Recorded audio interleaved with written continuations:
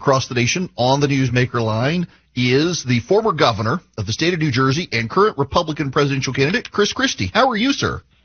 Doing great, Eric. How are you? I'm great. So let me just start out of the gate with this. Every single conversation I hear about you and every single other candidate for president right now is, what lane? Is there a lane? Can you beat Trump? I just want to ask, let's say you become the dog that catches the car. What happens if you become president? What's your agenda? The agenda is to do big things again in this country, Eric, and stop with the small things that continue to divide us. So, for instance, we've got to get spending under control in this country. The runaway inflation we have is directly related to runaway government spending that's happened hugely under the Biden administration, but also happened under the Trump administration as well, and as well as the Obama administration. We need to get back to controlling our spending. Second, we need to deal with the addiction crisis in this country in two ways. One, by making sure that we go to the border with National Guard and interdict as much of this fentanyl as we possibly can, and also to increase the availability of treatment around this country. We need to not be losing 110,000 Americans every year to the addiction crisis, and it's affecting every neighborhood in our country. Third, we need to reform our K-12 education system.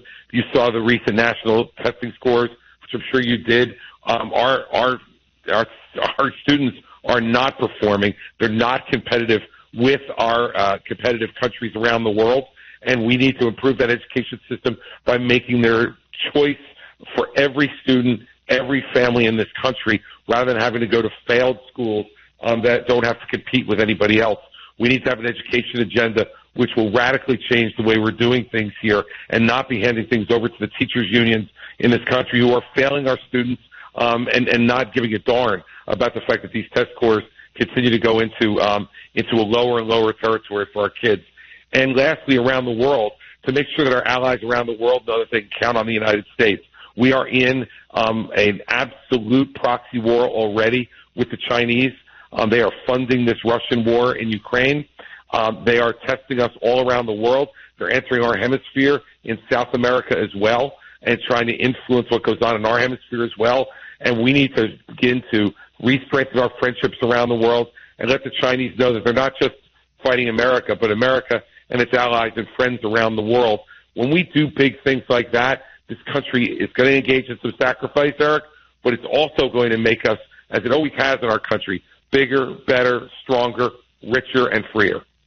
Well, listen, thank you for that. I've actually learned what you as a candidate stand for. I don't know if you feel that level of frustration, but I realize that President Trump and his polling is like the big thing everyone wants to talk about, but I'm not learning about any of you on the campaign trail and what you actually stand for. So I appreciate you being willing to tell us these things, and thank you for talking about the fentanyl issue. It frustrates me to no end that it doesn't seem to be actively, seriously considered in Washington as anything other than a talking point. Nobody seems to want to deal with the border issue.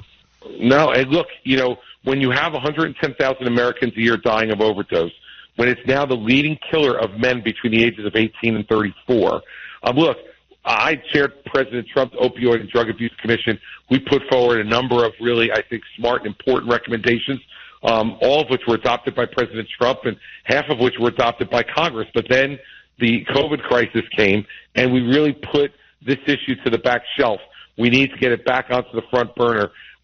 Families, Eric, in this country, as you know, are suffering terribly with this problem, and we need to be working on it both at the border, on the supply side, and we need to be working at it from a treatment perspective from the demand side. People deserve a second chance in this country when they get addicted, but we have to give them the tools to be able to do that. And right now we're not doing that, and we're losing lives because of it. Now, Governor, I know you got a heart out here in a few minutes, and when Charlie, my producer, I don't know if they told you, he's on vacation in Montana. He's in the middle of the mountains somewhere, and was able to, before he headed out to the mountains, say Governor Christie wanted to come on Wednesday. And I didn't know if there was some specific reason before he left. He was very vague in his message, but I wanted to be able to have you on the show, and I'm glad you came. And if you have a specific thing you want to talk about, I'm happy to, but I also have wanted to have all of you to come on and really answer the basic question of why should Republican voters in the Republican primary vote for you as opposed to the billion other candidates who are running? Well, first of all, because I've shown people that I can do the job. And I was governor, as you mentioned at the top, in a blue state, very blue state, with a Democratic legislature all 8 years of my term. And what did we do? We reformed the pension system and saved $150 billion in public money. We reformed our public health system. We went ahead and did police reform in the city of Camden, which at the time was the most dangerous city in America. We fired the entire Camden police force because they were incompetent and not doing their job, replaced them with a police force that was trained in community policing and violence de-escalation and getting out into the community. And guess what? In the 10 years since we've done that, murder rate in Camden has gone down 75%. They're not even in the top 50 anymore of most dangerous cities in America. And, you know, the educational system, we opened more charter schools to provide more choice to parents in New Jersey at any time in our history. What I'm concerned about, Eric, is that when we had a Republican Congress and a Republican president, we didn't get the things done that we said we would get done. You know, Donald Trump promised us he would repeal and replace Obamacare, and with a Republican Congress, he failed to do it. He promised us that he'd balance the budget in 4 years, left with the biggest deficits we've seen in recent memory before Joe Biden.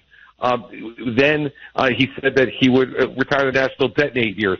Obviously, that hasn't happened.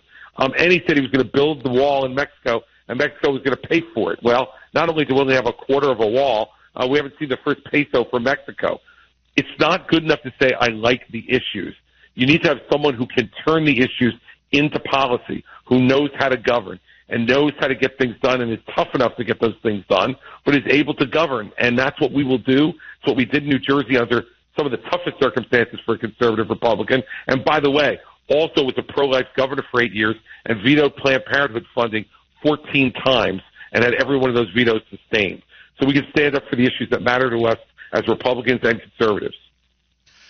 Listen, I thank you for that. Let me ask you one more question before you. Yeah, and I know you've got a heart out. I want to be mindful of you. Your number 5 issue is the China one, and I know Republicans talk about that a lot, but it does seem like one of the ideas that we need to be pursuing in this country is maybe ally shoring as opposed to offshoring, where we work with our allies to build supply chains and distribution centers and manufacturing hubs. That I'm worried American corporations are our weak link in China, where we're so dependent on their manufacturing capabilities, and even our weapon system manufacturers depending on China. That just seems like something the federal government's going to have to step in and do. Even for me, a limited government guy, we got to do something.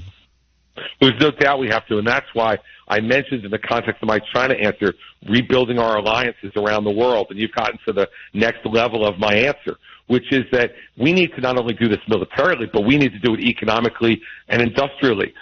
We don't want to have another situation that we had during COVID, where we're on bended knee waiting for China to send us things that we need for our protection of our public health and as a result, our national security. What we need, Eric, is to make sure that these alliances become, once again, as they were in the immediate post-World War II era, up through really the 1980s. They were the strength of the United States. We're stronger, freer, and richer because of those alliances.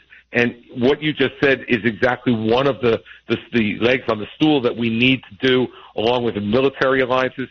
We need industrial alliances and trade alliances with these allies, and that will make us an undefeatable adversary to China. Governor Chris Christie, I know you got to get out of here, but I appreciate you guys reaching out to be on the show, and always happy to have you. Good luck on the campaign trail. Eric, I appreciate it very much, and we're looking forward to being on even more. I'm a big fan of the program, and I'm happy to be on. Thank you so much. Governor Chris Christie, he'll be with me in August at the gathering in Atlanta, Georgia, along with the other presidential